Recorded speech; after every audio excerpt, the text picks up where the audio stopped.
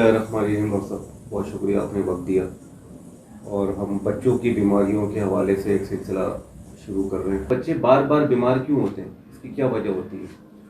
जी देखिए, इसको अगर बुनियादी तौर पर इस तरह से समझें कि बच्चे माँ के पेट से जो है वो कुछ प्रोटेक्शन इम्यूनिटी की सूरत में लेके आते हैं। सही। जो माँ की अवनाल के ज़रिए उनको सही। एंटीबॉडीज़ की सूरत में मिलती है। इसी तरह माँ का जो दूध है वो भी बच्चों के लिए प्रोटेक्टिव इफेक्ट रखता है। अच्छा। लाजमी तौर पर माँ का दूध फ़ौरन मिलना चाहिए, चंद मिनट आधे घंटे के अंदर अंदर।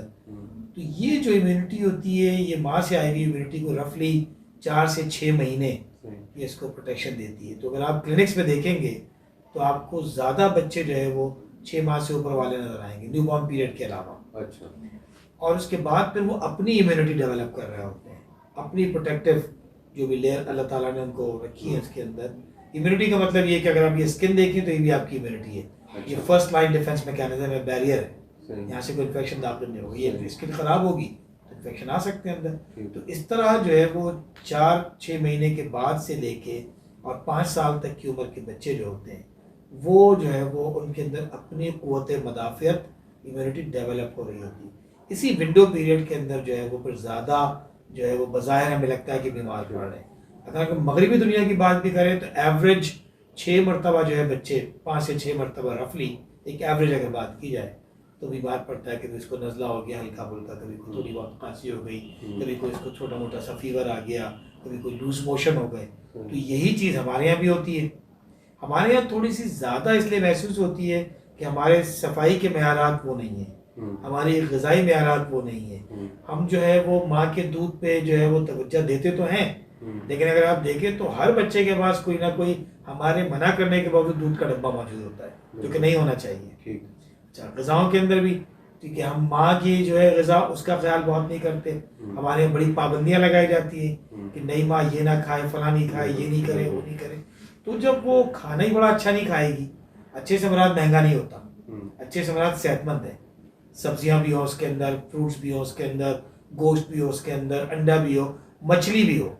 मैं जानबूझ के कह रहा हूँ, मछलियों की बड़ा अजीब सा तस्वुर है हमारे यहाँ कि अगर माँ ने मछली खाई तो दूध पिलाएगी तो बच्चे को शायद कोई वाइट जो विटलिगो जिसे कहते हैं बर्स की बीमारी हो जाएगी, ऐसा कुछ नहीं है। अच्छा। तो ये वो जो 4-6 महीने से लेके और 5 साल तक का जो पीरियड है जिसमें शुरू के 1.5 साल माँ का दूध पी रहा है, तो प्रोटेक्शन तो वहाँ से भी आ रही है ना।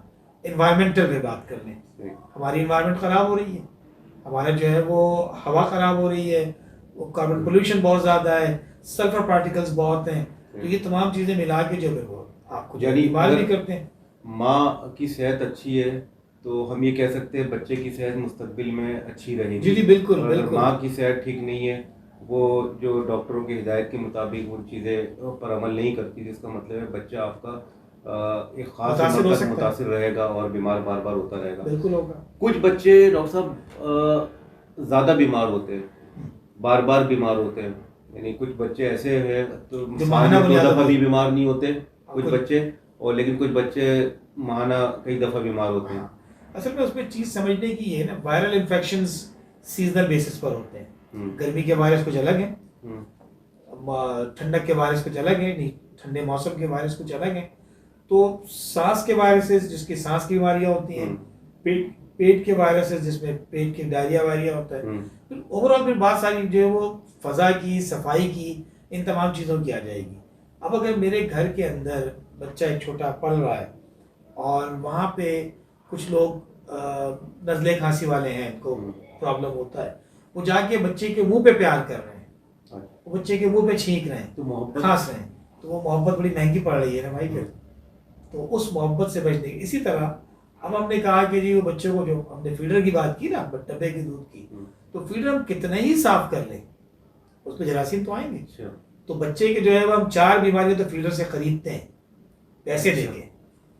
आने वाले दांत खराब होंगे, पेट खराब होता है उससे, कान खराब होते हैं और गला खराब होता है उस निपल से। ये चीज़ समझने की है। अगर कोई मजबूरी नहीं है आपकी, मतलब बच्चे की अब अल्लाह ताला ने माँ को हयात दी है तो उसको क्या ज़रूरत है कि वो बदल का दूध पिलाए। हम बीमारियाँ खरीद रहे हैं ना। फिर हम डॉक्टर के पास जाते हैं कि बच्चे बीमार हो रहे हैं, डॉक्टर समझा रहा होता है कि ना करो भाई ये, लेकिन उस समय वो कहते हैं माँ का दूध नहीं आ रहा। अच्छा, ये बड़ी अजीब व गरीब कॉन्सेप्ट है। बच्चों के रोज पीडियाट्रिशियन हो तो रोज ये होता है डॉक्टर साहब दूध पूरा नहीं हो रहा, बच्चे का वजन बढ़ रहा होता है, आप वेट करके देखते हैं बच्चे का वजन बढ़ रहा है। अच्छा, हमें गोलू और गोल मटोल और गबलू सा बच्चा चाहिए। अच्छा, बच्चे का जो बर्थ वेट है वो कुछ 4 से 5 महीने में जाकर डबल होता है। रोजाना ऐसी माएँ मिल रही होती हैं जिनके बच्चे का 2 महीने में डबल हो गया, 3 महीने में डबल, उसके बावजूद उनकी शिकायत होती है कि बच्चा दूध नहीं पी रहा, ये कैसे हो गया ये? तो वो फिर जबरदस्ती फिर उसका उल्टियों की शिकायत शुरू कर देते हैं कि बच्चा दूध पी रहा है, उसका डॉक्टर साहब उल्टी करता है। अब पीडियाट्रिशियन का काम ये है कि थोड़ा सा बिठा के समझाए क्या चीज़ें नॉर्मल है और क्या चीज़ें नॉर्मल नहीं है, किन चीज़ों पर भागना चाहिए, किन चीज़ों पर भागने की जरूरत नहीं डॉक्टर के पास। अगर मैं ये पूछूं डॉक्टर साहब कि एक सेहतमंद बच्चे से क्या मुराद है? मतलब एक माँ जिसका आप इजहार कर रहे हैं अपने बच्चे की किस हालत को सेहतमंद समझे, यानी उसका मोटा होना सेहतमंद है या उसका एक्टिव होना सेहतमंद की अलामत है या कोई और बात है? कैसे इसको अगर हम 2-3 हिस्सों में बांट लें, जी पैदाइश से 6 महीने ले लेते हैं पहले, उसके बाद आगे चलते हैं। पैदाइश से 6 महीने जिस वजन पे आप पैदा हुए वो अगर आपका डबल हो गया 5 महीने पर और आप फीडिंग कर रहे हैं सही तरह से, आपकी जो है पॉटी की रूटीन ठीक है, आप दिन में 4-5 पैम्पर जो है पेशाब के अच्छे गीले कर देते हैं, तो इसका मतलब आपको मिल रहा है ना दूध।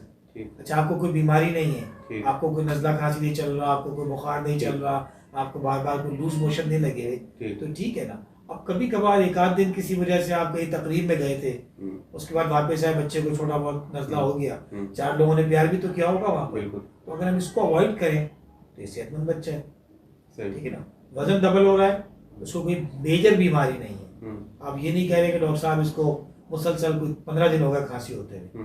अरे खांसी भी बड़ी अजीब गरीब चीज है ना, बच्चा जब उल्टी करता है तो दूध ऊपर आता है ना, कभी वो नाक से भी आ जाता है, इसको रिफ्लक्स कहते हैं। तो जब नाक से आते हैं तो हलक में वो टच करता हुआ आता है ना, तो एक ठसका सा लगता है, खांसी लगती है, उच्छू लगता है, चोकिंग। अच्छा, इस खांसी पे आ रही डॉक्टर साहब खुश खांसी है, देखें तो 4 खांसी के शरबत लिखे हुए उसको। अब अगर माँ को हम समझाएं कि खांसी का शरबत तो 2 साल से पहले मिलना भी नहीं चाहिए, अच्छा, इसलिए कि रिकमेंडेड नहीं है, मतलब FDA की भी अप्रूवल नहीं है इसके ऊपर, अमेरिकन एकेडमी ऑफ पीडियाट्रिक्स की भी अप्रूवल नहीं है, दुनिया की किसी भी ढंग की एकेडमी की आप बात कर लें उसकी अप्रूवल नहीं है इसके ऊपर। अपनी मर्जी से ओवर द काउंटर हम खुद पिला रहे हैं तो जिम्मेदार भी हम पे खुद है। तो और 6 महीने से ऊपर वाला बच्चा है, अब उसने खाना खाना शुरू कर दिया, वो 2-3 मरतबा आपके साथ उसको आप खिला लेते हैं, कुछ दलिया खिलाते हैं, कुछ आप खिचड़ी खिला लेते हैं, कुछ खिचड़ी के अंदर आप कुछ सब्जियां डाल के खिला लेते हैं, और बच्चा खा रहा है, उसे हजम कर रहा है, वो उल्टियां नहीं कर रहा, कोई मोशन नहीं लगे हुए, और उसका वजन बढ़ रहा है। मसलन आप साल भर की उम्र में 10 किलो का हो गया तो ये स्टैंडर्ड वेट है, ठीक। तो इसको आप कहेंगे सेहतमंद बच्चा भाग रहा है, दौड़ रहा है, 6 महीने की उम्र में उसने जो है कुछ चंद सेकंड के लिए बगैर सहारे के बैठना शुरू कर दिया, 6 से 7 के दरमियान, 5 महीने की उम्र में वो पलटना शुरू हो गया, सीधे से उल्टा हो गया, 8 महीने की उम्र में उसने कुछ क्रॉलिंग शुरू कर ली घोड़ा बनकर, 9-10 महीने की उम्र में उसने कुछ पकड़ के खड़े होने की कोशिश कर ली, कुछ टांगों में, साल भर में चलने लगा, एक आध दांत निकल आया, तो ये चीजें तो नॉर्मल है, ये सारे नॉर्मल है, ये सेहतमंद निशान है।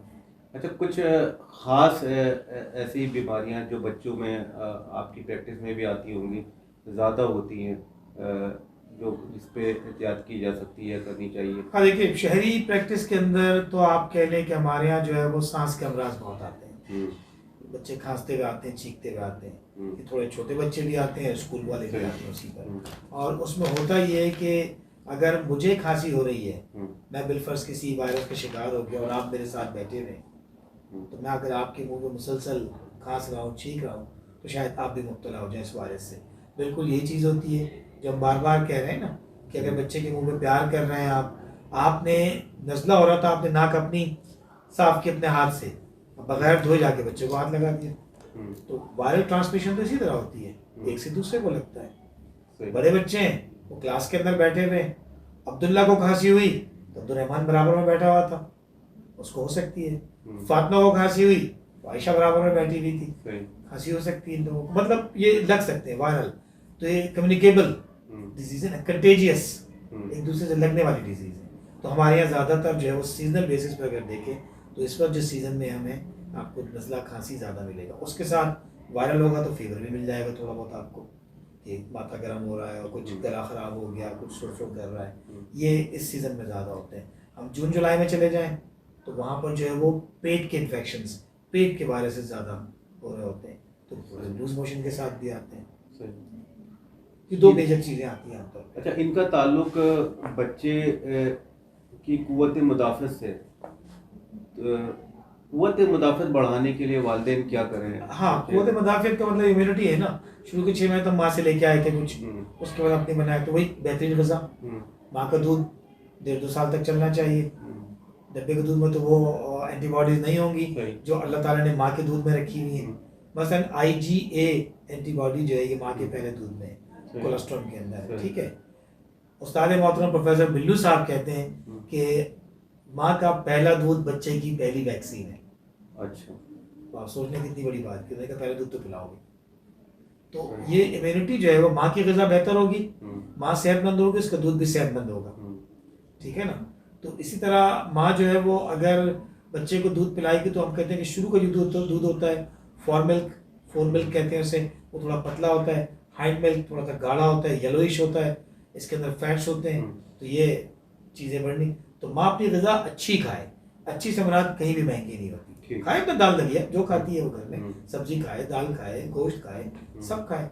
अच्छा, मैं एक बात आगे बढ़ के कहता हूँ कि नई माँ को घर का पहला खाना मिलना चाहिए।